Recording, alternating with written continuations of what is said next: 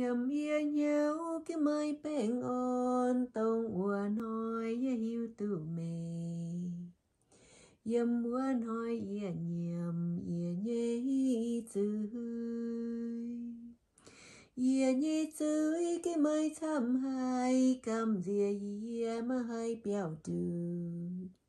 Vậy chữ ia nhê nhau bài chính danh. Hàng con mới mới tay dẻo ia hàm tay ia mới mai y nồi thao nhiêu nhiêu ia mai nhì ca nai hàng nay nói kia ngồi con bún mình com nó nam lung đìa con ia nhê giang tìa kinh lô hai.